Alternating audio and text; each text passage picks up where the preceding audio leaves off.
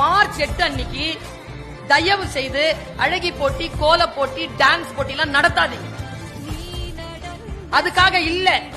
அந்த நாள் ஆணுக்கும் பெண்ணுக்கும் சரி நிகர் சமானமான கூலி வேண்டும் என்பதற்காக அமெரிக்காவில் பஞ்சாலைகளில் பெண்கள் நடத்திய போராட்டத்தின் விளைச்சல்.